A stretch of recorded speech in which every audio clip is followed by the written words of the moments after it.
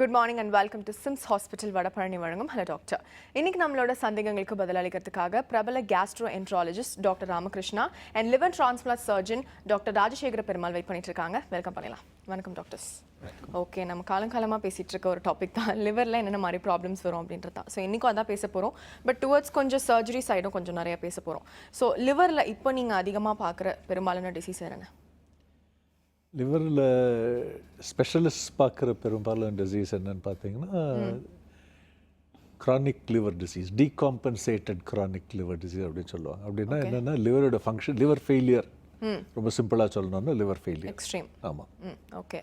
So அதையும் அது இல்லாமல் சின்ன சின்ன டிசீசஸ்ன்னு சொல்லுவாங்க. சின்ன சின்ன டிசீசஸ்ன்னு பார்த்தா ஜென்ரலாக ஃபேட்டி லிவருங்கிறது அது இன்னும் அது கொஞ்சம் நிறைய கான்ஷியஸ்னஸ் இருக்குது, அவேர்னஸ் இருக்குது. அதனால லிவர் கம்ப்ளீட்டாகவே பாதிக்கப்படலாம், லிவர் ஃபெயிலியரும் வரலாம். ஓகே. ஸோ அது இன்க்ரீசிங் அவேர்னஸ்னால அதுவும் நிறைய பார்க்குறோம். ஓகே. இப்போ சப்போஸ் லிவரில் வந்து ஒரு டிசீஸ் வருது அப்படின்னா என்னென்ன மாதிரி பாடி பார்ட்ஸ், மற்ற பாடி பார்ட்ஸ்லாம் என்னென்ன மாதிரி பாடி பார்ட்ஸ்லாம் அது அஃபெக்ட் பண்ணும்? ஸோ லிவரில் டிசீஸ் வந்தால் எல்லா பாடி பார்ட்ஸுமே கடைசியில் அஃபெக்ட் ஆகலாம். லிவர் ஃபெயிலியர் வரைச்சே மற்ற மல்டி ஆர்கன் ஃபெயிலியர் எல்லா ஆர்கன்ஸுமே one by one they can start failing. Okay. ஆனால் அது வந்து ஸோ ஏன்னா லிவர் வந்து எல்லா இதுக்கும் கான்ட்ரிபியூட் பண்ணும். நம்ம பிளட் சுகரோட அப்கீப்லேருந்து எல்லாத்துக்குமே அது கான்ட்ரிபியூட் பண்ணும். ஓகே. ஃபர்ஸ்ட் அப்போ அஃபெக்ட் ஆகிற பாடி பார்ட்னா எது சொல்வீங்க? இப்போ லிவர் ஃபெயிலியர் வந்து ஒரு லிவர் ஃபெயிலியரில் ஃபர்ஸ்ட் அஃபெக்ட் ஆகிற பாடி பார்ட் யூஸ்வலி வந்து என்னென்னா கிட்னி அஃபெக்ட் ஆகும். கிட்னி. ஆமாம். ஓகே. ஸோ க்ளோஸ்லி ரிலேட்டட்னால கிட்னி ஃபர்ஸ்ட் அஃபெக்ட் ஆகும். Okay.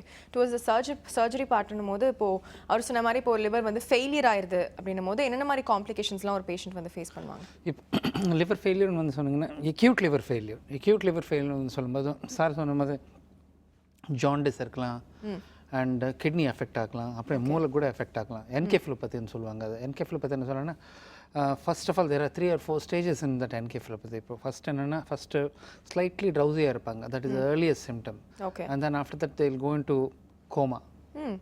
So that will be the last stage. So இந்த இன்டர்வல் இப்போ ஜாண்டிஸ் ஆரம்பிக்கிறதுலேருந்து அந்த கோமா போகிற ஸ்டேஜ்குள்ளே இந்த ஷார்ட் டியூரேஷன் இந்த 7 daysக்குள்ளே இருந்தால் it is called as acute liver failure. Okay. And இப்போ கோமாவுக்கு போகும்போது ஆக்சுவலி அவங்க தானாக மூச்சு எடுக்க முடியாது. They go into ventilator. Okay. Brain எல்லாம் ஸ்வெல்லிங் வந்துடும். ஸோ பிரெயின் ஸ்வெல்லிங் வந்தால் ஹார்ட் ரேட் கம்மி ஆகிடும், பிபி அதிகமாகும், கிட்னி ஷட் டவுன் ஆகிடும். So this are the signs of acute liver failure. Okay. இப்போ பொதுவாக வந்து லிவரில் ப்ராப்ளம் அப்படின்னா ஃபர்ஸ்ட் இனிஷியலாக உங்களோட ட்ரீட்மெண்ட் என்னவா இருக்கும் ஒரு ஃபிசிஷியனா? ஸோ லிவரில் ப்ராப்ளம்னா அதுக்கு சில காசஸ் இருக்குது. முதல்ல அதை நம்ம ஐடென்டிஃபை பண்ணி, ஓகே, சப்போஸ் ஆல்கஹால் இன்டேக் அது ஒரு மேஜர் காஸ். ஸோ முதல்ல அதை நிறுத்தணும், அதை பர்மனெண்ட்டாக நிறுத்தணும். லிவர் ஏதாவது அஃபெக்ட் ஆச்சுன்னா அப்சல்யூட்லி நோ ஆல்கஹால். ஏன்னா ஒரு தடவை அதை பாதிச்சதுன்னா அதுக்கப்புறம் டேமேஜ் கண்டினியூ ஆகிட்டே இருக்கும். ஓகே. இல்லை வைரஸ் ஏதாவது ஒரு காரணத்தினால லிவர் ஃபெயிலியர் அப்படின்னு நம்ம நினச்சோன்னா அந்த வைரஸ்க்கு தகுந்த ட்ரீட்மெண்ட்டை கொடுக்கலாம். சில வைரஸஸ்க்கு ட்ரீட்மெண்ட் இருக்குது, ஓகே, சிலதுக்கு இல்லை. அதை தவிர சப்போர்ட்டிவ் ட்ரீட்மெண்ட். ஓகே.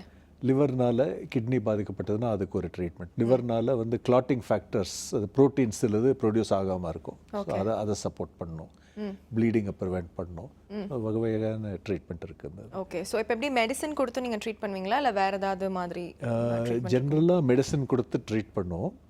ஆர்டிஃபிஷியல் லிவருங்கிறது suppose like artificial kidney dialysis மாதிரி அந்த மாதிரி ஜென்ரலாக சப்போர்ட் இல்லை லிவருக்கு இல்லை.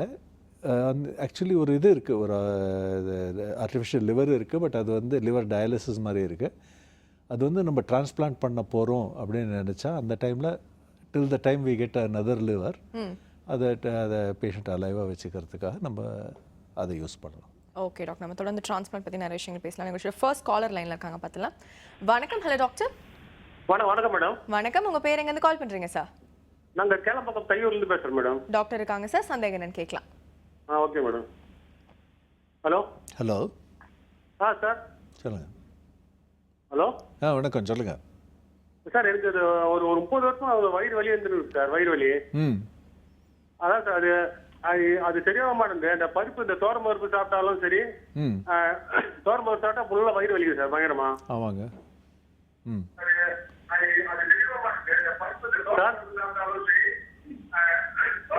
உங்க டிவி வால்யூம் குறைச்சிருங்க. சரி சார். டிவி வால்யூம் குறைச்சிட்டு ஃபோனில் கான்சன்ட்ரேட் பண்ணி பேசுங்க சார் ப்ளீஸ். ஆமா சார். சரி. ஸோ இந்த மாதிரி பிரச்சனைக்கு நிறைய பேர் வந்து லிவர் சரியாக வேலை செய்யலை அப்படின்னு நினச்சிப்பாங்க. அது ஒரு விதத்தில் அது ஒரு கரெக்ட் தான். அது ஆக்சுவலி என்னென்னா ஜீரண சக்தி கம்மியாக இருக்குது. அதனால இந்த மாதிரி சில பொருட்கள் சாப்பிடும்போது வயிற்று வலி, கேஸ் ட்ரபிள் அந்த மாதிரி வரலாம். இது நிறைய பேர் வந்து இது லிவர் பிரச்சனை அப்படின்னு நினச்சின்னு வருவாங்க. ஆக்சுவலி பார்க்க போனால் நம்ம டெஸ்ட் பண்ணி பார்த்தா லிவர்லாம் நல்லா தான் இருக்கும், நம்ம ஜீரண சக்தி கொஞ்சம் குறைவாக இருக்கும். ஓகே டாக்டர், அடுத்த காலை பார்த்தலாம். வணக்கம். Hello doctor. வணக்கம், I am Sriniraj from Chennai. Doctor இருக்காங்க சார், சந்தேகம் என்னன்னு கேட்கலாம். ரைட். வணக்கம் டாக்டர். சொல்லுங்கள் சார். அதாவது அல்ட்ராசவுண்ட் ஸ்கேன் எடுத்து பார்த்ததுல ஃபேட்டி லிவர் அப்படின்னு சொல்லி வருது. எனக்கு ஏஜ் வந்து 66. ஓகே. சுகர் கிடையாது, பிபி, வேற எந்த கம்ப்ளைண்ட்ஸும் கிடையாது. ஓகே. யூரினரி கம்ப்ளைண்ட்டுக்காக பார்க்கும்போது அல்ட்ராசவுண்ட் எடுக்கும்போது அதில் ஃபேட்டி லிவர்னு சொல்லியிருக்காங்க. ஓகே. இப்போ இந்த ஃபேட்டி லிவருங்கிறது எந்த அளவு என்ன அப்படிங்கிறது எதுவுமே அதில் குறிப்பிடலை அல்ட்ராசவுண்டில். இப்போ ஃபேட்டி லிவர்ன்றது ஆக்சுவலி அல்ட்ராசவுண்டில் ஒரு அளவு பார்க்கலாம். அதில் grade 1, grade 2, grade 3 or severe சொல்கிறாங்க. அதுவும் கிரேட்டில் we can grade the quantity of fatty liver. ரெண்டாவது என்னென்னா முக்கியமாக என்ன காரணம், நீங்கள் டயபெட்டிஸ் இல்லைன்னு சொல்கிறீங்க, ஹைப்பர் டென்ஷன் இல்லைன்னு சொல்கிறீங்க, வெயிட் அதிகமாக இருக்கா உங்களுக்கு? What is your weight? என்னுடைய வெயிட் வந்து 62 கிலோ, ஹைட் வந்து 170 centimetre. So you're on a slim side. Even இப்போ தின்னாக இருந்தாலும் உங்களுக்கு ஃபேட்டி லிவர் வரத்துக்கு வாய்ப்பு உண்டு ஆக்சுவலி. பிகாஸ் இது depend upon what is your intake. நம்ம டயட், கார்போஹைட்ரேட் அதிகமாக சாப்பிட்றீங்களா, ஃபேட் அதிகமாக சாப்பிட்றீங்களா, எக்ஸசைஸ் பண்ணுவீங்களா இல்லையா, and background any other diseases, thyroid problem ஏதாவது இருக்கான்னு செக் பண்ண வேண்டியது இருக்கும். இது ஃபேட்டி லிவர் என்னது ப்ரிவென்டபிள் கண்டிஷன். அது நீங்கள் ரெகுலர்லி டயட் அண்ட் எக்ஸசைஸ் பண்ணி fat intake and carbohydrate intake குறைச்சல பண்ணி ப்ரோட்டீன்ஸ் அதிகமாக சாப்பிட்டு ஒரு ஃபிசிஷியன் பார்த்து ரெகுலர்லி சூப்பர்வைஸ்டு எக்ஸசைஸ் பண்ணால் எல்லாம் ரிவர்ஸ் ஆகலாம். ஓகே டாக்டர், அடுத்த காலை பார்த்தலாம். வணக்கம். Hello doctor. ஹலோ, உங்கள் பேர் எங்கேருந்து கால் பண்ணுறீங்கம்மா? நாங்க வந்து சென்னையில இருந்து பேசுறோம். உங்கள் பேருமா? என் பேர் வந்து ஹேமலதா. டாக்டர் இருக்காங்கம்மா, சந்தேகம் என்னன்னு கேட்கலாம். ஹலோ. ஹலோ, சொல்லுங்க. எங்க அப்பாவுக்கு ஹலோ சொல்லுங்க. லிவர் வந்து 2-3 வருஷத்துக்கு முன்ன மஞ்சள் காமால வந்தது. ஆமாங்க. லிவர் வீக்கா இருக்குதுன்னாங்க. அதுக்கு என்ன டேப்லெட் சாப்பிட்டுன்னு இருக்காங்க. சரிங்க. கால் வந்து வீக்கமா இருக்கு, புரோட்டீன் கம்மியா இருக்குதுன்றாங்க. கால் வீக்கம் வந்து புரோட்டீன் இன்ஜெக்ஷன் போட்டா கூட அது கால் வீக்கமே குறையவே மாட்டேங்குது சார். அந்த புரோட்டீன் ட்ரிப்ஸ் போடும் போது அன்னைக்கு ஒரு 2 நாளைக்கு நல்லா இருக்கு, வீக் கால் வீக்கி போகுது.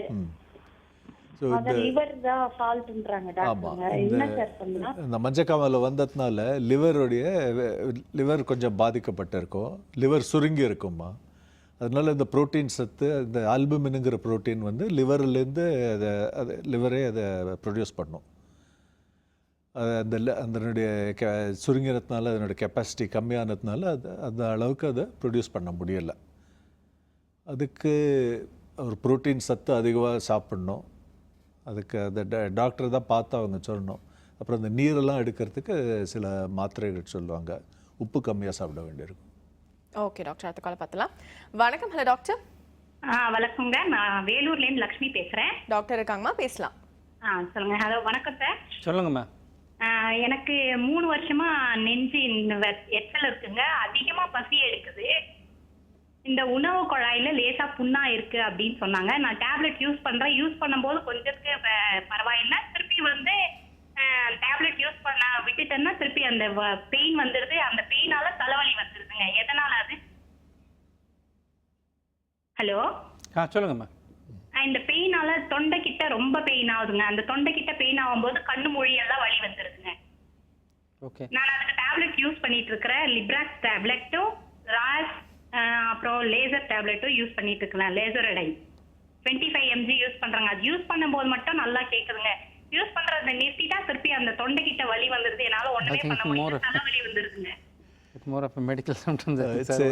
சரிம்மா, இந்த மாதிரி பிரச்சனைக்கு காரணம் வந்து இப்போ உணவு குழாய்க்கும் இறப்பாய்க்கும் நடுவில் ஒரு மசில் இருக்குது. அதே ஒரு ஸ்விங்டர்னு சொல்லுவோம். அது ஒரு வால்வ் மாதிரி. உணவு கீழே இறங்கணும், ஆனால் மேலே இறப்பையில் உற்பத்தி ஆகிற ஆசிட்லாம், அமிலம்லாம் மேலே வரக்கூடாது. உங்களுக்கு அந்த மசில் சரியாக வேலை செய்யாததுனால அமிலம் மேலே வந்து அதனால் இந்த பிரச்சனைகள் வருது. இந்த மருந்தெல்லாம் அதனுடைய ட்ரீட்மெண்ட்டே நீங்கள் சொல்கிற மாதிரி மருந்து சாப்பிட்றவர்களும் நல்லாயிருக்கும், மருந்து விட்டுட்டால் கொஞ்சம் நாளைக்கு அப்புறம் மறுபடியும் வரும். நீங்கள் முக்கியமாக என்னென்னா அது டயட்டை கொஞ்சம் கேர்ஃபுல்லாக இருக்கணும். ரொம்ப எண்ணெய் கொழுப்பு இருக்கிறதெல்லாம் அவாய்ட் பண்ணி புளிப்பாக இருக்கிறத அவாய்ட் பண்ணணும். ஓகே ஓகே டாக்டர், நம்ம அடுத்த கால் பார்த்தலாம். வணக்கம். Hello doctor. வணக்கம் மேடம். உங்கள் பேர் எங்கேருந்து கால் பண்ணுறீங்க சார்? நான் தேனிலேருந்து பேசுகிறேன் மேடம். என் பேர் ஜெயிலானி. டாக்டர் இருக்காங்க சார், சந்தேகம் என்னன்னு கேட்கலாம். சொல்லுங்கள் சார். ஹலோ சொல்லுங்கள் சார். சார் வணக்கம் சார். சொல்லுங்கள் சார். சார் எனக்கு வந்து சார் மாத்திரை வந்து இந்த யூரிக் ஆசிட் பிளட்ல வந்து கூட்டா இருக்குன்னு சொல்லி டாக்டர் சொன்னாங்க சார். அதனால வந்து மாத்திரை சாப்பிட்டுட்டு இருக்கேன் சார் நான். ஹலோ சொல்லுங்கள் சார். பெஃபரிக் 18 சொல்லிட்டு அந்த மாத்திரை சாப்பிட்டுட்டு இருக்கேன் சார். அந்த மாத்திரை வந்து ரெகுலரா எடுக்கணும்னு சொல்லி டாக்டர் சொல்லியிருக்காரு சார். அந்த மாத்திரை அதிகமாக சாப்பிட்டா கிட்னிக்கு எதுவும் பாதிப்பு வருமா சார்? அந்த மாத்திரை சாப்பிட்டா கிட்னிக்கு எந்த எஃபெக்ட் ஆகாதுங்க. அது அந்த யூரிக் ஆசிட் குறையிறதுக்கே அந்த டேப்லெட் சாப்பிட்றீங்க அது. ஸோ அந்த மாத்திரை இட்ஸ் சேஃப் டேப்லெட் அது. ஓகே டாக்டர், அடுத்த காலை பார்த்தலாம். வணக்கம். Hello doctor. ஹலோ வணக்கம் மேடம். உங்கள் பேர் எங்கேருந்து கால் பண்ணுறீங்கம்மா? பரணி, வடலூர்லேருந்து கால் பண்ணுறேன் மேடம். டாக்டர் இருக்காங்கம்மா, சந்தேகம் என்னன்னு கேட்கலாம். ஓகே வணக்கம் சார். வணக்கம். வந்து ஒரு 1 மந்த்தாகவே ஒரே வாய் பிடிப்பாட்டுங்க சார். என்னவா இருக்குமா? ஹலோ சார், வாய் பிடிப்ப கேஸ் ப்ராப்ளம் மாதிரி இருக்கும் மேடம். ஆமாங்க, சொல்லுங்க. பேக் பெயின் அதனால ரொம்ப அதிகமாக இருக்கும் மேடம். சரி. அப்போ அந்த பேக் பெயினை அழுத்தும் போது வாயிலேருந்து ஏப்பமாக வருது. அப்படிங்களா? ஓகே. இது ஒரு 1 மந்த்தாக ரொம்ப ரெகுலராக இருக்குங்க சார். சரிம்மா, இது வந்து இந்த மாதிரி இந்த ஏப்பம் அதிகமாக வருது, பேக் பெயின், இது அமித்துனா அந்த மாதிரி ஏப்பம் அதிகமாக வருது, அதெல்லாம் அது காரணம் என்னென்னா நம்ம காற்று நிறைய முழுங்குறோம், ஏரோஃபேஜியா அப்படின்னு சொல்லுவாங்க. நிறைய காற்று உள்ளே போகிறதுனால அது அப்படியே ஏப்பமாக வெளியில் வரும். அதுக்கு மருந்து கொஞ்சம் நாளைக்கு சாப்பிட்டீங்கன்னா அது ஓரளவுக்கு அதை குணப்படுத்தலாம். ஓகே டாக்டர், அடுத்த காலை பார்த்தலாம். வணக்கம். Hello doctor. Hello, good morning. உங்க பேர்? My name is Ashwin. I'm calling from Chennai. Doctor இருக்காங்க சார், சந்தேகம் என்னன்னு கேட்கலாம். Okay. Good morning doctor. Good morning, சொல்லுங்க. என்னோட ஃபாதர் வந்து ஒரு 15 to 20 இயர்ஸா வந்து இஸ் இன் alcoholic and ரீசெண்டா வந்து ஒரு பிளட் வாமிட்டிங் பண்ணிட்டு we admitted him in the hospital. அதுக்கப்புறமா வந்து they dialyzed him for liver cirrhosis. Okay. So liver சிரோசிஸ்ல வந்து இப்போ அவருக்கு வந்து இப்போ ஒரு லாஸ்ட் 3 months-ஆ நல்லா இருக்காரு. திருப்பியும் கொஞ்சம் டைம் திருப்பி ஆல்கஹால் கன்சியூம் பண்றாரு. அகைன் பிளட் வாமிட்டிங் ஆகுது. Again we have taken him to the hospital. இப்போ வந்து அவரால் கம்ப்ளீட்டாக நிறுத்த முடியல. கம்ப்ளீட்டாக ஸ்டாப் பண்ணாலும் வந்து அவருக்கு வந்து ஷிவரிங் ஆகுது, நைட்டு வந்து தூக்கம் வரலன்னு சொல்றாரு. ஸோ கம்ப்ளீட்டாக ஸ்டாப் பண்ண முடியல, ரொம்ப கஷ்டமா இருக்கு அவருக்கு. டாக்டர் கிட்ட போகும்போது டாக்டர் சொல்றாங்க லிவரோட ஃபுல் ஷேப்பே மாறி இருக்கு, you have to stop it completely, otherwise வந்து it will be complicated சொல்லிருக்காங்க. And also they suggest us to do stem cell therapy which will boost the liver function சொல்றாங்க. I'm not sure, it's very expensive சொல்றாங்க. But இதோட என்ன இது புரியல, என்ன பண்றதுன்னு தெரியல. Okay, the first thing is actually your father has alcohol related chronic liver disease. அவருக்கு டீகம்பன்சேட் ஆயிருக்கு. அதனால அந்த டீகம்பன்சேட் ஆனதால அவங்களுக்கு ரத்தம் வந்து அடிக்கடி வந்துட்டு இருக்காது. ஸோ ஃபஸ்ட் திங் என்ன சொன்னால், ஆஸ் டாக்டர் சொல்கிற மாதிரி ஆக்சுவலி உங்கள் டாக்டர் சொல்லியிருக்காங்க ஏற்கனவே ஆல்கஹால் ஸ்டாப் பண்ண சொல்லியிருக்காங்க. பட் அடிக்கடி திருப்பி is going back to alcohol. அது இட்ஸ் சைன் ஆஃப் டிபெண்டன்ஸ் அது. ஸோ ஏதாவது லிவர் இம்ப்ரூவ் ஆகணும்னா first and foremost thing is complete stoppage of alcohol. If you can't stop the alcohol, அவங்களுக்கு ஒரு சைக்கோதெரப்பி ஒரு சைக்காட்ரிஸ்ட் கன்சல்ட் பண்ணால் அந்த அவங்க கவுன்சிலிங்கு their way of de addiction manoeuvres இதெல்லாம் பண்ணி ஆல்கஹால் சாப்பிட்றது நிப்பாட்டலாம். ஸோ and subsequently இந்த ஸ்டெம் செல் தெரப்பி நீங்கள் கேள்விப்பட்டிருக்கீங்க. ஸ்டெம் செல் தெரப்பி என்னது, it's just only an experimental mode of therapy. It's not even proven effective. So don't get carried away by that stem cell therapy. Stem cell therapy is still in the process of experimentation. So அவருக்கு என்னென்னா ஒரு liver physician consult பண்ணி அந்த liver disease எந்த அளவுக்கு மோசமாக இருக்குன்னு assess பண்ணுறதுக்கப்புறம் அது ஃபர்தராக உங்களுக்கு டிரான்ஸ்பிளான்டேஷன் தேவைப்படுமா இல்லையானது ஒரு ஸ்கோரிங் சிஸ்டம் இருக்கும். அதை பார்த்துட்டு then accordingly you have to go ahead with the advice of the liver physician. Okay doctor, அடுத்த காலை பார்த்தலாம். வணக்கம். Hello doctor. வணக்கம் அம்மா. உங்க பேர் எங்கேருந்து கால் பண்றீங்க சார்? நான் கோவை மாவட்டத்திலிருந்து பேசுறேங்க. உங்க பேர்? ஐயா கிட்ட கொஞ்சம் ஒரு சில மருத்துவர்களுக்கு கொஞ்சம் சில கேள்வி கேட்கணும். கண்டிப்பா கேட்கலாம். உங்க பேர் சொல்லிட்டு கேட்கலாம். என் பேர் வந்து குமாருங்க. நான் ஐயா கிட்ட கேட்டுக்கிறேன். அதை ஒரு டிவியில சொல்லிட்டு நான் கேட்டுக்கிறேங்க. சரிங்களா? கண்டிப்பா கண்டிப்பா கேளுங்க. ஐயா வணக்கம், சொல்லுங்க. அதாவதுங்க, இப்ப சாப்பிட்டதுக்கு அப்புறம் ஒரு அரை மணி நேரம் இல்ல 1 மணி நேரம் கழிச்சுங்க ஏப்பம் வரும்போது கிட்ட ஒரு மாதிரி எரிச்சலா இருக்குதுங்க. ஆமாங்க. அதே மாதிரிங்க நைட்டு சாப்பிட்டுட்டு 1 hour கழிச்சு தூங்கினதுக்கு அப்புறங்க நைட் காலையில் எந்திரிக்கும் போது வயிறுலாம் ரொம்ப டைட்டா இருக்கிற மாதிரி இருக்குங்க. இது எதனால அப்படிங்கறது எனக்கு இந்த 1 month-ஆவே இந்த மாதிரி ஒரு ப்ராப்ளம் இருந்துட்டு இது எதனால எனக்கு தெரியல. நீங்க கொஞ்சம் டிவியில சொல்லுங்க, நான் விளக்கமா சவுண்ட் வச்சு கேட்டுக்கிறேன். சரிங்களா? சரி. இது வந்து சொல்லணும்னா ஜென்ரலாக வந்து எல்லாரும் என்னென்னா அசிடிட்டி அப்படின்னு சொல்லுவாங்க. அதுக்கு ஏற்கனவே ஒரு தடவை இப்போ தான் நம்ம ஒரு 5 நிமிஷம் முன்னால் சொன்னேன். அதுக்கு காரணம் என்னென்னா உணவு குழாய்க்கும் இறப்பைக்கும் நடுவில் இருக்கிற ஒரு மசில் சரியாக வேலை செய்கிறதில்ல, கொஞ்சம் லூஸாக இருக்குது. அதனால் இறப்பையில் அமிலம் சுரக்கிறது அது அப்படியே மேலே வந்து நீங்கள் சாப்பிட்ட உடனே அந்த மாதிரி உங்களுக்கு தெரியறது, நைட்டில் படுக்கும் போதும் அதே மாதிரி தெரியறது. ஸோ அந்த டைமில் நம்ம இதில் இந்த அமிலம் மேலே வரதுனால இந்த மாதிரி எரிச்சல் ஏப்பத்தோடு அது வரும்போது இங்கே எரியிற மாதிரி இருக்கும். முக்கியமாக அது வந்து எண்ணெய் காரம் அதை கொஞ்சம் அவாய்ட் பண்ணணும், புளிப்பாக இருக்கிறதையும் அவாய்ட் பண்ணணும். அது மருந்து சாப்பிட்டிங்கன்னா அது தற்சமயத்துக்கு நல்லா சரியாக இருக்கும். ஓகே டாக்டர், அடுத்த கால் பார்த்தலாம். வணக்கம். Hello doctor. Hello ma'am, good morning ma'am. Good morning. உங்கள் பேர் எங்கேருந்து கால் பண்ணுறீங்க? நான் சென்னையிலேருந்து பேசுகிறேன், பாலகிருஷ்ணன் நேமு. டாக்டர் இருக்காங்க சார், சந்தேகம் என்னன்னு கேட்கலாம். நான் வந்து ஹெப்படைட்டிஸ் பி இருக்குன்னு சொல்லிட்டு எனக்கு வந்து 24th ஏஜில் வந்து கன்ஃபார்ம் பண்ணாங்க. ஓகே. ஸோ இப்போ வந்து 27 ஆகுது. இது வரைக்கும் நான் 6 months ஒரு டைம் வந்து மானிட்டர் பண்ணிட்டு இருக்கிறேன். வைரல் லோடு, அப்புறம் வந்து அல்ட்ராசவுண்டு, அப்புறம் வந்து எல்எஃப்டி எல்லாமே. இப்போ வந்து நான் அடுத்த மேரேஜ் பண்ணிக்கலாமா வேண்டாமா அப்படின்னு சொல்லிட்டு எனக்கு டவுட்டாகவே இருக்குது. ஏன்னா எஸ்டிடின்னு சொல்கிறாங்க இதை. ஸோ அதை பற்றியும் கன்ஃபார்ம் பண்ணிங்கன்னா கொஞ்சம் நல்லாயிருக்கும். ஓகே. இது ஹெப்படைட்டிஸ் பி என்னது உங்களுக்கு உடம்புக்குள்ளே இருக்குது. அது எந்த அளவுக்கு இப்போ நீங்கள் 3 வருஷமாக ட்ரீட்மெண்ட் எடுத்துகிட்டு இருக்கீங்க. அந்த ஃபஸ்ட்டு வைரல் லோடு எவ்வளோ சதவீதம் இருந்தது, அது இப்போ கம்மியாக இருக்கா இல்லையான்னு செக் பண்ண வேண்டியது இருக்கும். வைரல் லோட் கண்ட்ரோல்டாக இருந்தால் அல்ட்ராசவுண்டில் நீங்கள் ஸ்கேன் பண்ணும்போது ஏதாவது ஃபர்தராக லிவர் டேமேஜ் இல்லாமல் இருந்தால் and you can get married, but you have to inform your fiancé about your existing hepatitis status, and it is better actually if you get married into a similar kind of a hepatitis B positive spouse-கா இருந்தால் உங்களுக்கு ஃபர்தராக உங்களுக்கு கன்வீனியண்ட்டாக இருக்கும். Immunisation. Okay. Immunisation and hepatitis B immunisation அவங்க இல்லைன்னா அவங்களுக்கு ஹெப்படைட்டிஸ் பி இம்யூனைசேஷன் எடுத்து அவங்களுக்கு ஆன்டிபாடி டேட்டர் நல்லா இருந்தாலும் you can go ahead and get married. Okay. To the knowledge of the audience, hepatitis அப்படின்றத கொஞ்சம் ப்ரீஃபாக எக்ஸ்பிளைன் பண்ண முடியுமா? என்ன எக்ஸாக்டாக அந்த நோய்? ஹெப்படைட்டிஸ்ன்றது ஒரு வைரஸ்னால் உண்டாகிற வியாதி. ஓகே. இந்த வைரஸ்லேயே ஒரு 5 வகையான வைரஸ் நம்ம காமனாக இருக்குது. ஓகே.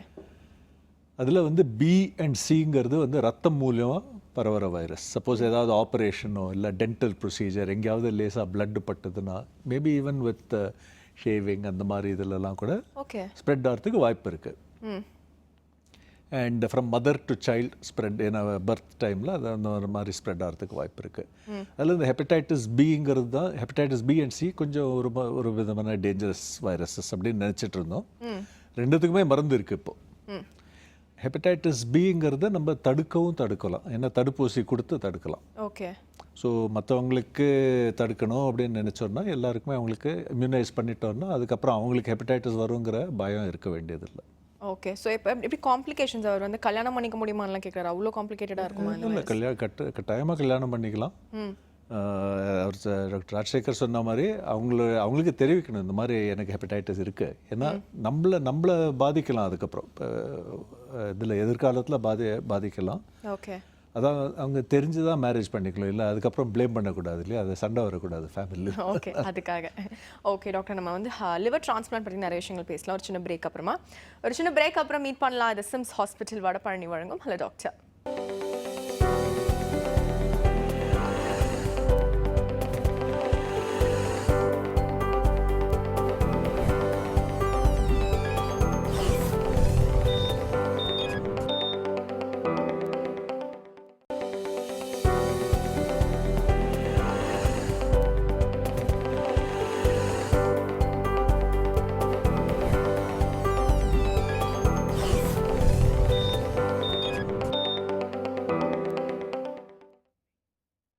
வெல்கம் பேக் இது சிம்ஸ் ஹாஸ்பிட்டல் வடபழனி வழங்கும் ஹலோ டாக்டர். ஓகே டாக்டர், நம்ம டேரெக்டாக வந்து லிவர் டிரான்ஸ்பிளான்ட்டுக்கு போயிடலாம். ஸோ லிவர் டிரான்ஸ்பிளான்ட் பண்ணும்போது என்னென்ன மாதிரி விஷயங்கள்லாம் நீங்கள் கண்டிப்பாக டேக் கேர் பண்ணிக்கணும்? லிவர் டிரான்ஸ்பிளான்டேஷன் பண்ணும்போது first actually pre operatively properly evaluate பண்ணியிருக்கணும் ஃபஸ்ட்டு. ஓகே. லிவர் அது அது etiology தெரிஞ்சிருக்கணும், how severe the liver disease இருக்கணும் தெரிஞ்சிருக்கணும், any dependence, for instance any alcohol dependence, drug abuse dependence, அதுக்கப்புறம் ஃபேமிலி சப்போர்ட் இருக்கா இல்லையான்னு பார்க்க வேண்டியது இருக்கும். Okay. And what is is mental status particularly. And இப்போ லிவர் டிரான்ஸ்பிளான்ட்க்கு அப்புறம் நம்ம நிறைய இம்யூனோசப்ரேஷன், இப்போ எதிர்ப்பு சக்தி கம்மி பண்ணுறதுக்கு, லிவர் ஆக்செப்ட் பண்ணுறதுக்கு இம்யூனோசப்ரேஷன் மெடிகேஷன் கொடுக்கறதுக்கு, அவங்க போஸ்ட் ஆப்ரேட்டிவ் அவங்க என்னென்னா தே should B psychologically and mentally they should be able to handle the situation. அவங்க ரெகுலர்லி ட்ரக்ஸ் சாப்பிட வேண்டியது இருக்கும் அது. And apart from liver disease actually கூட ஏதாவது கிட்னிஸ் எஃபெக்ட் ஆகிருக்கா, ஹார்ட் எஃபெக்ட் ஆகிருக்கா, லங்ஸ் எஃபெக்ட் ஆகிருக்கா, அது ஏதாவது காம்ப்ளிகேஷன்ஸ் ஏதாவது which will increase the complications of the operation.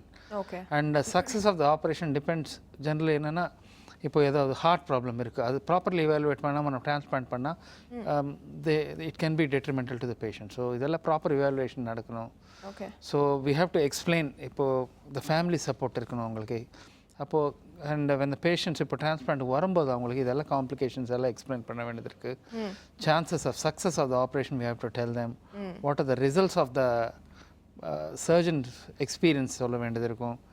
And team effort சொல்ல வேண்டியது இருக்கும். இதெல்லாம் there are so many factors involved in transplantation. Okay. இப்போ லிவர் டிரான்ஸ்பிளான்ட்டும் போது ஒரு ஃபிசிஷியன் என்னென்ன மாதிரி விஷயங்கள்லாம் ஹெல்ப்ஃபுல்லாக இருப்பாங்க லிவர் டிரான்ஸ்பிளான்ட் சர்ஜனுக்கு?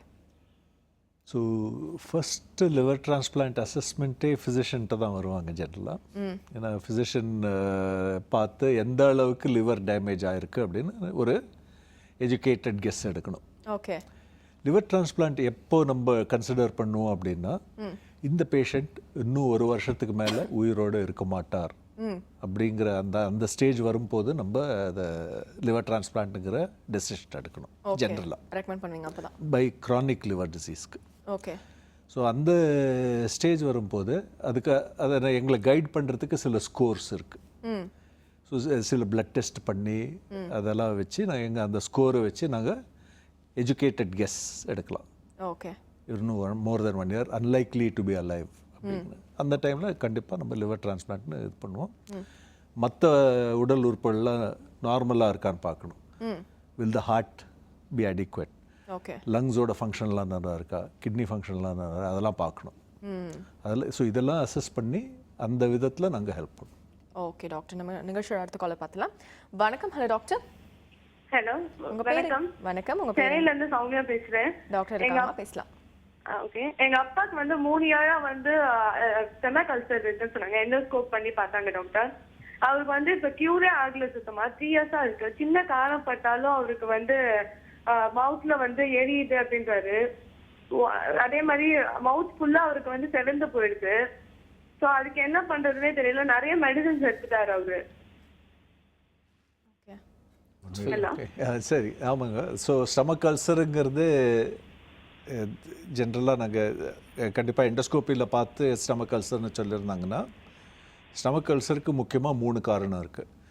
மோஸ்ட் காமன் என்னென்னு பார்த்தீங்கன்னா, இறப்பையில் ஒரு பாக்டீரியா, ஒரு கிருமி பூச்சினால ஒரு இன்ஃபெக்ஷன் இருக்கும். 2வது காரணம் என்னென்னா, அது அடிக்கடி இந்த பெயின் கில்லர் மாத்திரை எடுக்கிறதுனால இருக்கலாம். 3வது ரொம்ப ரேர், அது வந்து ஒரு விதமான டியூமர் பேங்க்ரியாஸில் இருந்ததுன்னா அதனால் வரலாம். ஓகே. ஸோ இதுதான் 3 காரணங்கள் ஸ்டமக் அல்சர் வரத்துக்கு. மோஸ்ட் காமன் வந்து அந்த பாக்டீரியா ஹெலிகோபாக்டர்னு சொல்லுவாங்க. அதுக்கு டெஸ்ட் பண்ணி பார்த்துருப்பாங்க. அது பாசிட்டிவாக இருந்ததுன்னா அதுக்கு மருந்து கொடுத்து அந்த பாக்டீரியாவை, அந்த இன்ஃபெக்ஷனை நம்ம நீக்க வேண்டியிருக்கும். ஓகே டாக்டர், அடுத்த கால் பார்த்தலாம். வணக்கம். Hello doctor. ஹலோ வணக்கங்க. உங்கள் பேர் எங்கேருந்து கால் பண்ணுறீங்க சார்? சார் நான் சேலத்துலேருந்து கால் பண்ணுறேன் சார். என் பேர் பிரபு. டாக்டர் இருக்காங்க சார், சந்தேகம் என்னன்னு கேட்கலாம். Okay sir. சொல்லுங்கப்பா. சார் எனக்கு அல்சர் மாதிரி இருக்குங்க சார். அல்சர் இல்லைங்கிறாங்க டாக்டர். நான் ஸ்கேன் பண்ண வரைக்கும் அடிக்கடி கேஸ் ஃபார்ம் ஆகுது வயிற்றுல. அப்புறம் நைட்டு தூங்கும்போது பார்த்தீங்கன்னா மூச்சு திணற மாதிரி இருக்கு. ஏதோ காலை வச்சு குரல் அழுத்துற மாதிரி மூச்சு திணறுது. ஏர் ரிலீஸ் ஆக மாட்டேங்குது சீக்கிரமா. அதில் எண்டோஸ்கோபி ஸ்கேன் எல்லாமே போட்டு பார்த்தீங்கன்னா எல்லா ரிப்போர்ட்டும் நார்மல் தான் வருது சார். ஆனால் இந்த ப்ராப்ளம் வந்து எனக்கு வந்துகிட்டே இருக்குது சார். ஓகே. ஒரு கேஸ்ட்ரென்ட்ராலஜி ஸ்பெஷலிஸ்ட் நீங்கள் மீட் பண்ணி அதுக்கு ப்ராப்பரான இவாலுவேஷன் பண்ணி இப்போது இது முக்கியமாக உங்களுக்கு சிம்டம்ஸ் அதிகமாக இருக்கிறதுக்கு எண்டோஸ்கோப் நார்மலாக இருக்குன்னு சொல்லியிருக்காங்க. உங்களுக்கு அந்த ப்ரெசிபிடேட்டிங் ஃபேக்டர்ஸ் ஏதாவது லைக் சார் சொன்ன மாதிரி அந்த பெயின் கில்லர்ஸ் அதிகமாக சாப்பிட்டு இருக்கக்கூடாது, ப்ளஸ் ரெகுலர் டைம்லி மீல்ஸ் காரம் அதிகமாக சாப்பிடக்கூடாது, அண்ட் இதெல்லாம் அண்ட் சில மருந்து சாப்பிட்டா உங்களுக்கு ரெகுலர்லி அந்த சிம்டம்ஸ் எல்லாம் கண்ட்ரோல் ஆகலாம். ஓகே டாக்டர், அடுத்த கால் பார்த்தலாம். வணக்கம். Hello doctor. ஹலோ, உங்கள் பேர் எங்கேருந்து கால் பண்ணுறீங்க சார்? ராஜா, விழுப்புரத்துலேருந்து ஃபோன் பண்ணுறோமா ராஜா? டாக்டர் இருக்காங்க சார், சந்தேகம் என்னன்னு கேட்கலாம். ஹலோ, வணக்கம், சொல்லுங்க. வணக்கம் சார். சார் எனக்கு 54 வயசு ஆகுது. ஆமாங்க. 50 வயசு வரைக்கும் எந்த விதமான கெட்ட பழக்கமே இல்லை. இப்போ ஹெட் ஆஃப் த இன்ஸ்டிடியூஷனா மாறிட்ட பிறகு ஓவர் ஸ்ட்ரெஸ்ஸால ரொம்ப நான் சுகர் பேஷண்ட் ஆயிட்டேன். ஆமாங்க. கொலஸ்ட்ராலும் அதிகமாயிடுது. இதுக்கு நான் ட்ரீட்மெண்ட் பண்ணி பார்த்தா எப்ப பார்த்தாலும் சுகர் அதிகமாக தான் இருக்கு. பட் அன்பார்ச்சுனேட்லி ஃப்ரெண்ட்ஸோட போகும்போது கொஞ்சம் குடிக்க ஆரம்பிச்சிட்டேன். குடிக்க ஆரம்பிச்சு சுகர் எல்லாமே நார்மல் கண்ட்ரோலுக்கு, லோ சுகரா கூட ஒரு சமயத்துல வந்துருது. ட்ரீட்மெண்ட் அப்போ குடிக்கும் போது சுகர் ஆகுது, விட்டா அதிகமா சுகர் ஆகி போகுது. அது இந்த குடிச்சா கொஞ்சம் மென்டலி ரிலாக்ஸ்டா இருக்குது. அல்ட்ராக்ஸ் சாப்பிட்டு பாக்குறதுனால கொஞ்சம் நிம்மதியா எந்த கட்டப்பழக்கம் தூங்கி பார்க்கலாம்னா 3 மணி நேரத்துக்கு மேல தூங்க முடியல.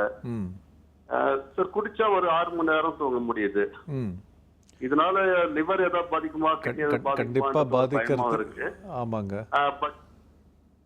அந்த அளவுக்கு ஒரு ஆல்கஹால எடுக்கலாம், அதுவும் கண்டிப்பாக நீங்கள் அந்த மாதிரி ரெகுலராக ஸ்டெடி ட்ரிங்கர் அப்படின்னா கண்டிப்பாக பாதிக்கிறதுக்கு சான்ஸ் இருக்குது. இப்போ வந்து எந்த அளவுக்கு குடிக்கலாங்கிறது அது டெஃபினேஷன் ஆஃப் டேஞ்சரஸ். இது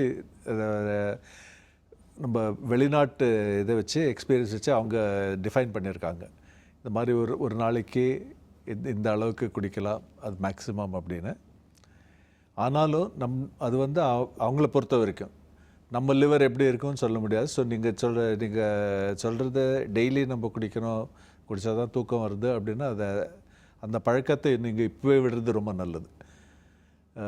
இல்லைன்னா கண்டிப்பாக உங்களுக்கு என்ன பாதிப்பு ஏற்பட வாய்ப்பு இருக்குது.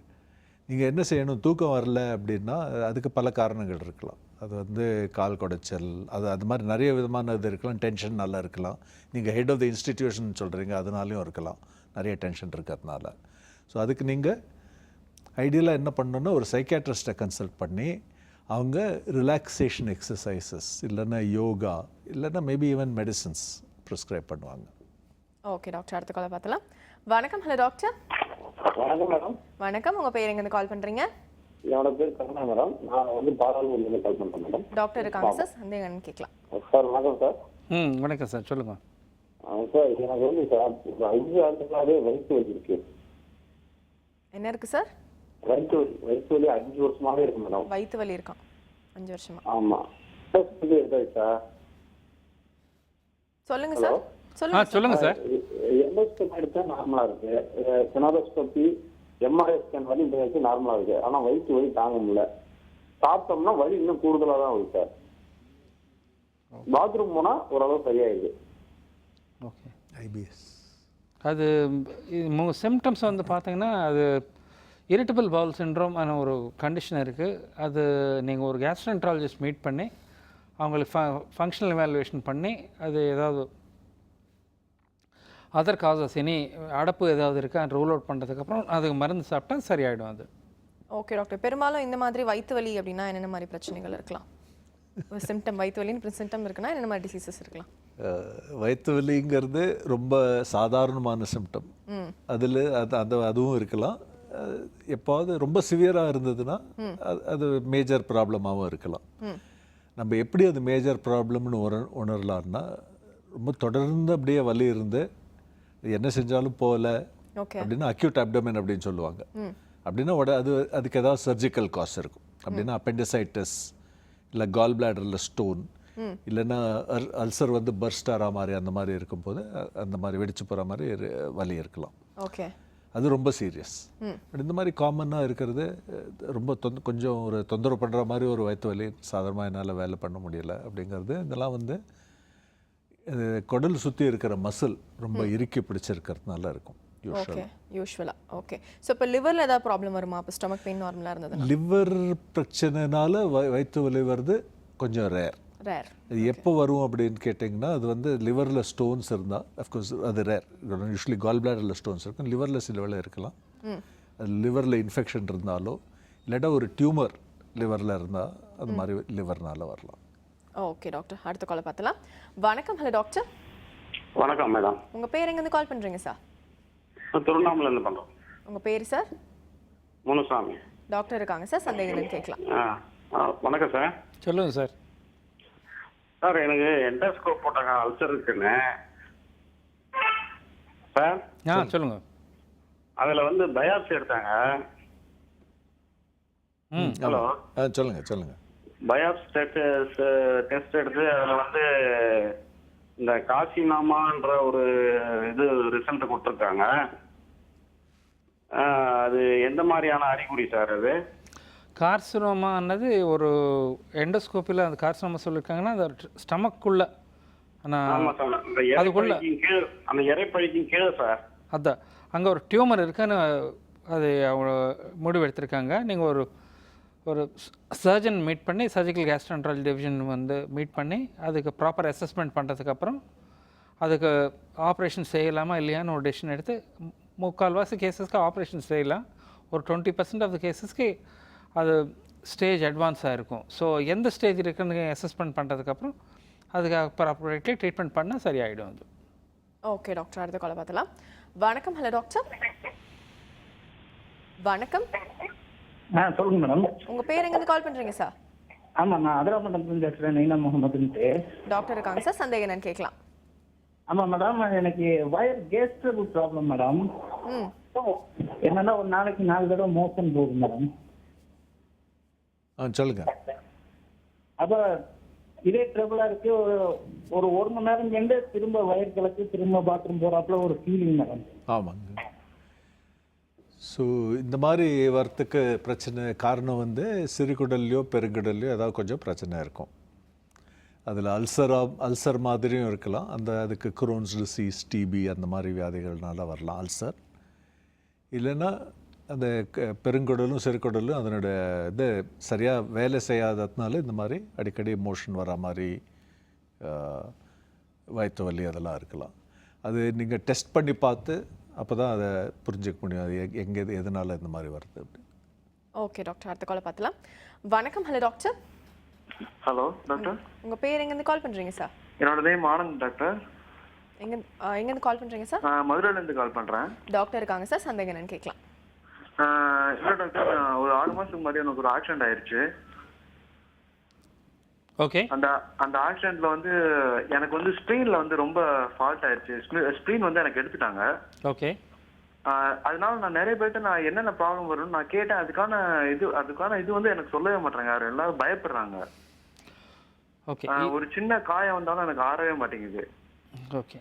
ஸோ ஸ்ப்ளீன் எடுக்கிறதுனால 90% ஆஃப் த கேஸ் ஒரு ப்ராப்ளம் வரக்கூடாது. பட் theoretical பாசிபிலிட்டிஸ் எல்லாம் இருக்குது. ஏன்னா ஸ்ப்ளீனில் எடுக்கிறதுனால பிளேட்லெட்ஸ் அதிகமாகலாம், ஒயிட் செல் கவுண்ட் அதிகமாகலாம். அண்ட் அப்படியே வந்து பார்த்திங்கன்னா கொஞ்சம் இன்ஃபெக்ஷன் ரிஸ்க்கு நார்மல் இண்டிவிஜுவலோட கொஞ்சம் ஒரு 5% இன்ஃபெக்ஷன் வர்றதுக்கு வாய்ப்பு இருக்குது.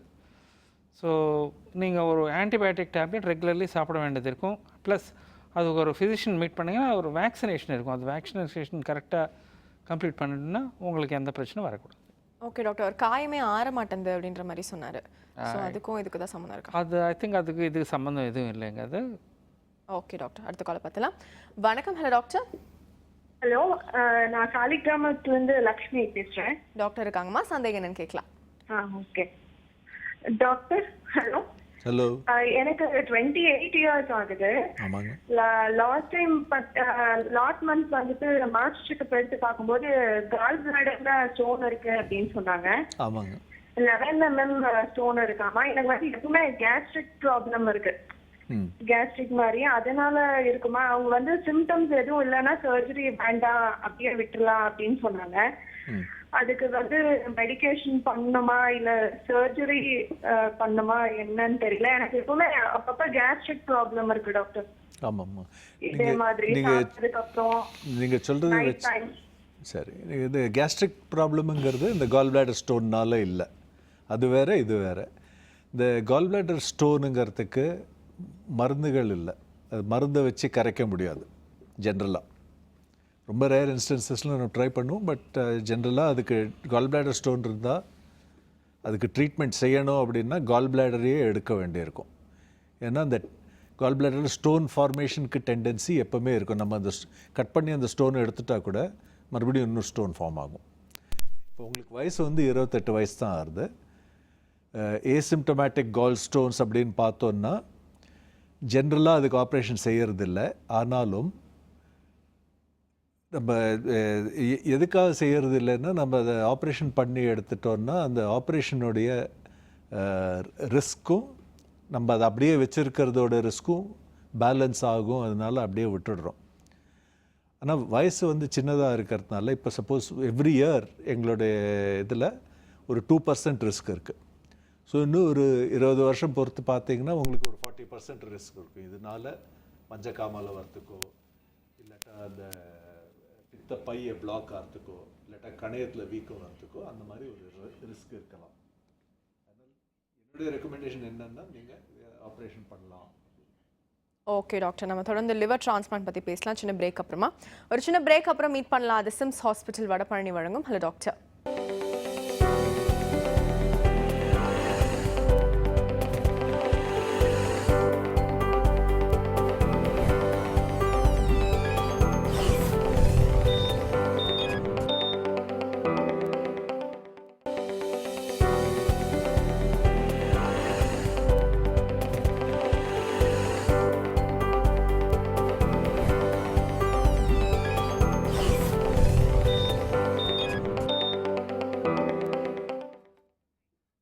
Welcome back. இது சிம்ஸ் ஹாஸ்பிட்டல் வடபழனி வழங்கும் hello doctor. Okay doctor, liver டிரான்ஸ்பிளான்ட்டில் பொதுவாக இப்போ டோனர்ஸ் கிட்ட இருந்து என்னென்ன மாதிரி விஷயங்கள்லாம் டேக் கேர் பண்ணிக்கணும்? இப்போது லிவர் டிரான்ஸ்பிளான்டேஷன் டோனர்ஸ்ன்னு சொன்னீங்க. 2 விதமான டோனர்ஸ் நம்மளுக்கு. One is a live donor, second is a cadaver donor. Okay. Live donor வந்து பார்த்தீங்கன்னா who can be a live toner?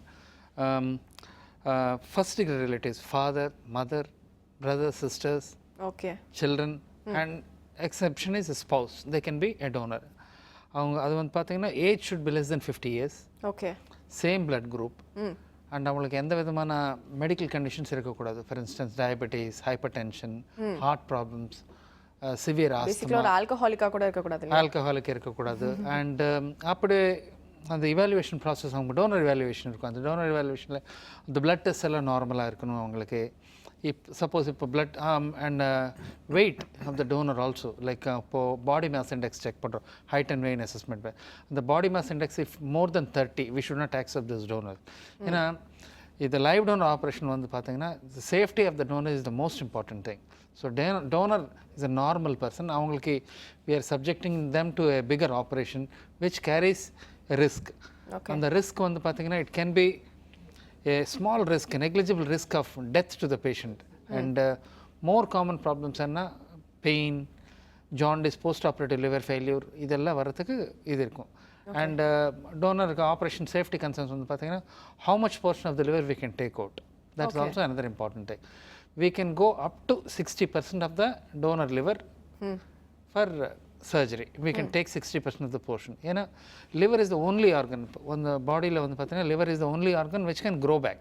Okay. வளர்ந்துடும். ஸோ ஆஃப்டர் 6 weeks வந்து பார்த்தீங்கன்னா donor liver would have grown back to near normal size. அந்த donate பண்ண portion இப்போது patient கொடுக்குறோம், அது that portion also would have grown back to near normal size. So based on that concept நம்ம live donation வந்து it started. Okay. The second option நான் சொல்லிக்கிறேன், இந்த brain dead donors சொல்லியிருக்கோம். brain dead donors வந்து பார்த்தீங்கன்னா there is no age limit for brain dead donors. We can go as low as like less than 6 months to 75 years, up to 8 years also they can be a donor. Okay. Cadaver donor. இப்போ மூளை கடிப்பட்டவங்களுக்கு, brain tumour இருக்கவங்களுக்கு, first degree to second degree brain tumour and intercranial bleeds, இப்போது BP அதிகமானதுனால பிளட்குள்ளே clot ஆகுறது, bleed ஆகுறது, அதனாலையும் they can be donors. Okay. So அது அந்த பிரெயின் டெட் டோனர்ஸ் எப்படின்னா தே ஷுட் பி ஹாஸ்பிட்டலைஸ்ட். அவங்களுக்கு டயக்னோசிஸ் வந்திருக்கணும், like should have been seen by surgeon ஒரு ஃபிசிஷியன், நியூரோசர்ஜன், நியூரோஃபிசிஷியன். அவங்களுக்கு டயக்னோசிஸ் இருக்கணும். அந்த டயக்னோசிஸ்க்கு அப்புறம் அந்த கிளினிஷியன் இப்போ ஐசியூவில் இருப்பாங்க அந்த பேஷண்ட் பிரெயின் டெட் ஆனவங்க they won't be able to breath on their own, they won't be able to support circulation support பண்ண முடியாது. அதனால் பிபி பிளட் ப்ரெஷர் சப்போர்ட் பண்ணுறதுக்கு மெடிசன்ஸ் எல்லாம் கொடுத்துட்ருப்பாங்க. ஸோ அந்த clinical சஸ்பெஷனால் they would first think of brain death first thing, and they'll do a set of tests. அந்த test பண்ணுறதுக்கு அப்புறம் they will confirm. Okay. And confirm பண்ணுறதுக்கு அப்புறம் it will be done at 2 intervals, 6 hours intervals. The test பண்ணுறதுக்கு அப்புறம் they can go ahead and request tell the family that he is confirmed brain dead, and சொல்றதுக்கு அப்புறம் they can go ahead and ask them or request them for okay. பொதுவா ஒரு person இறந்ததுக்கு அப்புறம் இவ்வளவு நேரம் கழிச்சு தான் லிவர் எடுக்கணும் அந்த மாதிரி ஏதாவது இருக்கா? See, that donation of a cardiac death or the donation after heart stopping completely, that is there in the western countries. அது இன்னும் நம்ம இந்தியாவில் அந்த legalization has not taken place in India. Okay. So it can happen, but அந்த இப்போ it should be in அந்த control situation. அது ஐசியூவில் அந்த சப்போர்ட்ஸ் எல்லாம் வீணாக பண்ணுறதுக்கு அப்புறம் if the heart arrest happens within ½ an hour, still organs can be taken away. Okay doctor, அடுத்த கால் பார்த்தலாம். வணக்கம். Hello doctor. ஹலோ மேடம், நான் தேனி ஆண்டிலிருந்து பேசுறோம் மேடம். டாக்டர் இருக்காங்கம்மா, சந்தேகம் என்னன்னு கேட்கலாம். சார் டாக்டர், என் ஹஸ்பண்ட் வந்து டிரைவரா ஒர்க் பண்றாங்க சார். அவர் 3 years வயசு இருந்தது. 6 months முன்னாடி ஹெப்படைட்டிஸ் பி இருக்குன்னு சொல்லி கண்டுபிடிச்சோம் சார். ஹெப்படைட்டிஸ் பி கண்டுபிடிச்சதுல ட்ரீட்மெண்ட் எடுத்தோம் சார். ட்ரீட்மெண்ட் எடுத்ததுல லாஸ்ட் வைரல் டெஸ்ட் பண்ணி பார்த்ததுல 17 வந்திருக்கு சார். அவங்க என்ன சொல்றாங்க, இதே நார்மல் தான், இது வந்து ரொம்ப பரவாது அப்படின்னு சொல்லுவாங்க. இது வந்து ஃபுல்லா கியூர் பண்ண முடியுமா, இல்ல எந்த மாதிரி உணவு இந்த மாதிரி எடுத்துக்கிறது செஞ்சுக்கிறது? ஹெப்படைட்டிஸ் பிக்கு ஃபுல்லாக க்யூருங்கிறது கிடையாதுமா. அது வந்து நீங்கள் அந்த இன்ஃபெக்ஷன் இருக்கும், அதுக்கு தொடர்ந்து மருந்து சாப்பிட்டுட்டு வந்துட்டே இருக்கணும். மினிமம் ஒரு 5 வருஷம். அது ஆக்சுவலி அதுக்கப்புறம் 5 வருஷத்துக்கு அப்புறம் நிறுத்தினா கூட மறுபடியும் இந்த வைரஸ் லெவல் அதிகமாகிறதுக்கு வாய்ப்பு இருக்குது. புதுசான மருந்து கண்டுபிடிச்சாங்கன்னா ஒருவேளை நம்ம அந்த பெர்மனெண்ட்டாக ஸ்டாப் பண்ணுறதுக்கு வாய்ப்பு இருக்கலாம், பட் இப்போ இல்லை. ஓகே டாக்டர், அடுத்த காலை பார்த்தலாம். வணக்கம். Hello doctor. ஹலோ, உங்க பேர் எங்கேருந்து கால் பண்றீங்கம்மா? ஹலோ, நாங்க மீனா பேசுறேன், கோயம்புத்தூர்ல இருந்து பேசுறீங்க. டாக்டர் இருக்காங்கம்மா, சந்தேகம் என்னன்னு கேட்கலாம். ஓகே, பேசுங்கம்மா. ஹலோ, சொல்லுங்கம்மா. என் பையனுக்கு 8 வயசு. இப்போ பையன் வயசு 15 சார். அக்யூட் பேன்க்ரியாஸ்னு சொன்னாங்க. பேன்க்ரியாஸ் அடிக்கடி வீக்கம் ஆயிடுது. 8 வயசுல அவனுக்கு ஆரம்பிச்சது அந்த ப்ராப்ளம். அது ஆனா அடிக்கடி அது வந்துகிட்டே இருக்கு அவனுக்கு. அந்த வயிறு வந்து கொஞ்சம் வலி, அந்த வீக்கம் வந்தப்போ வலிக்க ஆரம்பிச்சது. அது என்ன பண்றதுன்னு தெரியல. அடிக்கடி எப்படியே வந்துகிட்டே இருக்குமா, இல்ல அதுக்கு ஏதாவது மருந்து ஏதாவது இருக்குதுங்களா? அது ரெக்கரண்ட் அட்டாக்ஸ் ஆஃப் பேங்க்ரியாட்டிஸ் வந்தால் அதுக்கு எந்த காரணம்னாலும் அந்த பேங்க்ரியாட்டிஸ் வருதுன்னு கண்டுபிடிக்கணும். அது கேஸ்ட்ரென்ட்ராலஜிஸ்ட் மீட் பண்ணி நீங்கள் அந்த ப்ராப்பராக இவாலுவேஷன் பண்ணுறதுக்கப்புறம் அதுக்கு சரிப்பட்ட ட்ரீட்மெண்ட்டு பண்ணால் அது குணப்படுத்தலாம். அது ஓகே டாக்டர், அடுத்த கால் பார்த்தலாம். வணக்கம். Hello doctor. ஹலோ, உங்க பேர் எங்கேருந்து கால் பண்றீங்கம்மா? சார், நாங்க சென்னையில இருந்து பேசுறேன். என் பேர் சசிகலா. டாக்டர் இருக்காங்கம்மா, சந்தேகம் என்னன்னு கேட்கலாம். டாக்டர் சொல்லுங்க. Good morning doctor. எங்க ஹஸ்பண்ட் வந்து 2 காலுமே வீக்கமா இருக்கு. அதனால ரிவர் ப்ராப்ளம் இருக்குமா அப்படின்றது தெரியல. ஆனா ஒரு வாட்டி 10 நாள் வந்து அட்மிட் பண்ணிருந்தோம், கால் வீங்கி இருக்குன்னு. அப்போ டாக்டர் என்ன சொன்னாங்கன்னா, ஒரு பக்கம் ரிவர் வீங்கி இருக்க மாதிரி தெரியுது, அதனாலதான் உங்களுக்கு ஸ்டொமக் வந்து 1 சைடு வீக்கமா தெரியுது அப்படின்னு சொன்னாங்க. அது என்ன கால் அதனாலதான் வீங்குதா என்னன்னு தெரியல. திடீர்னு கால் வீக்கமா இருக்கு, திடீர்னு பாத்தீங்கன்னா கொஞ்சம் கம்மியா தெரியுது. இந்த கால் வீக்கம் லிவர் ட்ரபிள்னால இல்லாட்டா வேறு எந்த காரணத்தினால வந்துருன்னா அதை ரொம்ப ஈஸியாக கண்டுபிடிச்சிக்கலாமா. அதை டெஸ்ட் பண்ணி பார்த்தா தெரியும். கால் வீக்கங்கிறது வந்து லிவர் ட்ரபிள்னால வரலாம், கிட்னியில் ட்ரபிள் இருந்தால் வரலாம், ஹார்ட்டில் ட்ரபிள் இருந்தால் வரலாம், இல்லைன்னா சில வேளை இந்த வேரிகோஸ் வெயின்ஸ்ன்னு சொல்லுவாங்க, அதனால கூட வரலாம். அது டெஸ்ட் பண்ணி பார்த்தா ரொம்ப ஈஸியாக கண்டுபிடிச்சிக்கலாம். ஓகே டாக்டர், அடுத்த காலை பார்த்தலாம். வணக்கம். Hello doctor. ஹலோ, உங்க பேர் எங்கேருந்து கால் பண்றீங்கம்மா? கோயம்புத்தூர்ல இருந்து முத்துலட்சுமி பேசுறேங்க. டாக்டர் இருக்காங்கம்மா, சந்தேகம் என்னன்னு கேட்கலாம். உங்க டிவி வால்யூம் கம்மி பண்ணிட்டு போன்ல கான்சென்ட்ரேட் பண்ணி பேசுங்கம்மா. சொல்லுங்கம்மா. ஓகேங்க. சரிங்க சார், எனக்கு வந்து தூங்கி எந்திரிச்சோன்னே ஏப்பம் அதிகமா வருதுங்க. எந்திரிச்சோன்னே ஏப்பம் அதிகமா வருது. இந்த டைம் கொட்டாய் விடும்போது வகுத்துல இருந்து குளிச்ச வாசம் வருது. ஓகே, ஓகே, இதுக்கு நீங்கள் அகெயின் அது இந்த சிம்டம்ஸ் ஆனது உங்களுக்கு அந்த ஸ்விங்டர் வீக்னஸ்னால இருக்குது உங்களுக்கு. அது கேஸ்ட்ரோஎன்ட்ராலஜிஸ்ட் மீட் பண்ணி எண்டோஸ்கோப்பி இதெல்லாம் பண்ணி பார்த்து அதுக்கு சரியான ட்ரீட்மெண்ட் எடுத்து உங்களுக்கு சிம்டம்ஸ் நல்லா கண்ட்ரோல் ஆகிறது வாய்ப்பு உண்டு. ஓகே டாக்டர், அடுத்த காலை பார்த்தலாம். வணக்கம். Hello doctor. Hello madam. உங்கள் பேர் எங்கேருந்து கால் பண்ணுறீங்க சார்? காஞ்சிபுரத்துலேருந்து பாஸ்கர் பேசுகிறேன் மேடம். டாக்டர் இருக்காங்க சார், சந்தேகம் என்னன்னு கேட்கலாம். வணக்கம் சார். வணக்கம், சொல்லுங்கள். அப்பாவுக்கு வந்து கை கால் வீக்கம், அப்புறம் வயிறுலாம் உப்புச்சு சார். அதனால ஹாஸ்பிட்டலுக்கு போனதுனால லிவர் சுதிங் இருக்கு. ஆமாங்க. ஹலோ. ஆமாங்க, சொல்லுங்க. லிவர் சுதிங் இருக்கு அப்படின்னு சொன்னாங்க சார். அதனால ப்ராப்ளம் இருக்கு. அதனால மருந்து மாத்திரை எல்லாம் சாப்பிட்ட உடனே ஒரு மாசம் இல்ல 10 நாளைக்கு நல்லா இருக்கு. திரும்ப மறுபடியும் கை கால் எல்லாம் வீக்கம் வருது சார். ஆமாங்க, லிவர் வந்து ஒரு அளவுக்கு சுருங்கித்துனா அதுக்கு மேலே அது நம்ம சப்போர்ட்டிவ் ட்ரீட்மெண்ட் தான் கொடுக்க முடியும். சப்போர்ட்டிவ் ட்ரீட்மெண்ட்னா என்னென்னா, நம்ம உப்பு கம்மியாக சாப்பிடணும், இதை நீர்லாம் வெளியில் வரதுக்காக மருந்து கொடுக்கணும். ஒருத்தர் கேட்ட மாதிரி ப்ரோட்டீன் அப்பப்போ ஏற்றிட்டு இருந்தால் அது இது பண்ணலாம். கடைசி இதில் இது ரொம்ப சுருங்கித்துனா அதுக்கு ஒரே ஒரு ட்ரீட்மெண்ட் என்னென்னா, கடைசியில் இது லிவர் டிரான்ஸ்பிளான்ட். அதை பற்றி தான் நம்ம பேசிகிட்டு இருந்தோம். ஓகே டாக்டர், அடுத்த காலை பார்த்தலாம். வணக்கம். Hello doctor. Hello madam. உங்க பேர் எங்க கால் பண்றீங்க சார்? காரைக்குடில இருந்து கண்ணன் சொல்லிட்டு பேசுறேன் மேடம். டாக்டர் இருக்காங்க சார், சந்தேகம் என்னன்னு கேட்கலாம். Hello doctor. சொல்லுங்க சார். சார், அப்ப அம்மாவுக்கு வயசு 62 ஆகுது. பித்தப்பையில கல் இருந்து ஆபரேஷன் பண்ணியாச்சு. ஓகே. ஆபரேஷன் பண்றதுக்கு முன்னாடி பாத்தீங்கன்னா ஏப்பம் நிறைய வந்துட்டே இருக்கும் சாப்பிட்டானா. இப்ப பண்ணதுக்கு அப்புறமும் ஏப்பம் நிறைய வந்துகிட்டே இருக்கு. ஓகே. அதான் சார் உங்கள்ட்ட விவரம் கேட்கலாம்னு. ஸோ அது ஆப்ரேஷன் முன்னாடி எண்டோஸ்கோப்பி ஏதாவது பண்ணியிருக்காங்களா? இல்ல, எம்ஆர்ஐ ஸ்கேன் எடுத்து பார்த்தாங்க. பார்த்துட்டு கல் இருக்குன்னு சொன்னாங்க. அப்புறம் ஆப்ரேஷன் பண்ணிடுவோம்னாங்க. ஆப்ரேஷன் பண்ணியாச்சு. ஓகே. அப்புறம் திருப்பி ஆப்ரேஷன் பண்ணி 3 மாசம் ஆகுது. ஓகே.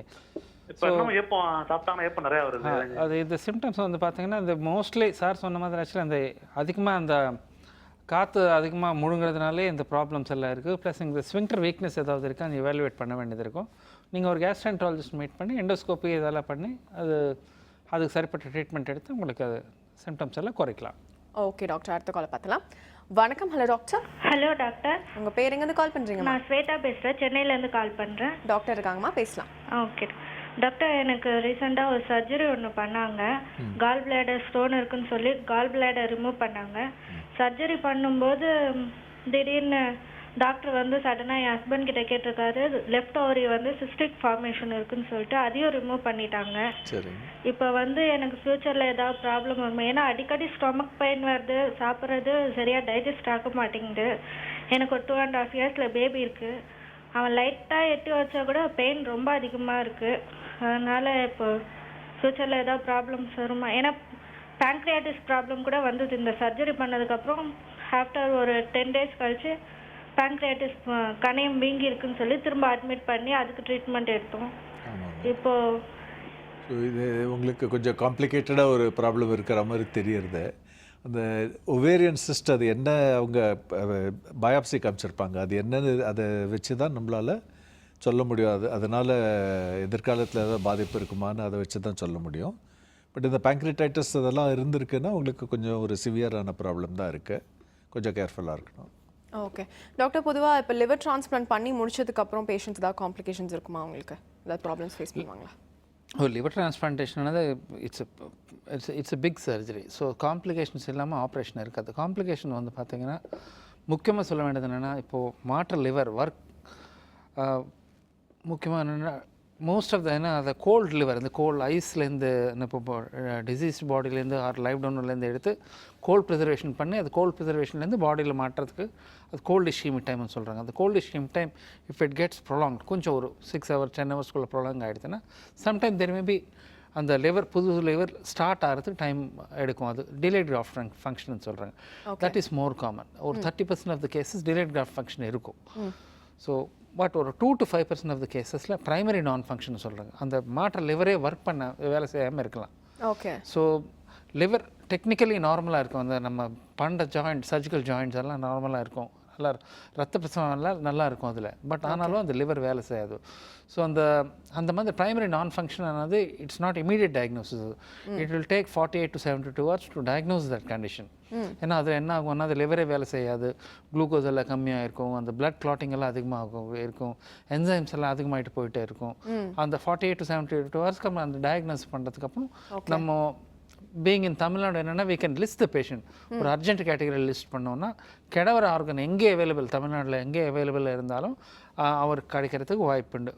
சப்போஸ் அந்த லிஸ்ட் பண்ணி ஒரு 24 to 48 ஹவர்ஸ்க்குள்ளே டிரான்ஸ்பிளான்ட் பண்ணலைன்னா அவர் உயிருக்கே ஆபத்து வரதுக்கு வாய்ப்பு இருக்குது. That is a major complication which can happen. But other complications வந்து பார்த்தீங்கன்னா ப்ளீடிங் அன்டில் அந்த லிவர் ஃபுல் ஃபங்க்ஷன் பிக்கப் பண்ணுறது வரைக்கும் கிளாட்டிங் ஃபேக்டர்ஸ் எல்லாம் கொஞ்சம் கம்மியாக இருக்கும். ஸோ அதனால் ப்ளீடிங் ஆகிறதுக்கு சான்சஸ் இருக்குது. அண்ட் எதிர்ப்பு சக்தி கம்மி பண்ணுறதுக்கு நம்மளுக்கு அந்த இம்யூனோ சப்ரேஷன் மாத்திரை எல்லாம் கொடுக்குறோம். ஸோ அதனால் இன்ஃபெக்ஷன்ஸ் வரதுக்கு வாய்ப்பு உண்டு. அண்ட் பிபி, பிளட் ப்ரெஷர் எல்லாம் அதிகமாகலாம், diabetes can be அன்கண்ட்ரோல், wound infections வரலாம், செப்சிஸ் வரலாம். So these are the common problems. Okay doctor, I think நம்ம எண்ட் ஆஃப் த ஷோக்கு வந்துட்டோம். இன்னைக்கு லிவர் டிரான்ஸ்பிளான்ட் பற்றி நிறைய விஷயங்கள் பேசி தெரிஞ்சுக்கிட்டோம். நிகழ்ச்சியில் கலந்துக்கிட்டு ரொம்ப நன்றி டாக்டர். தேங்க்யூ. ஸோ இதே மாதிரி அடுத்த சிம்ஸ் ஹாஸ்பிட்டல் வடபழனி வழங்கும் ஹலோ டாக்டர் நிகழ்ச்சியில் சந்திக்கலாம். அதுவரை நன்றி, வணக்கம்.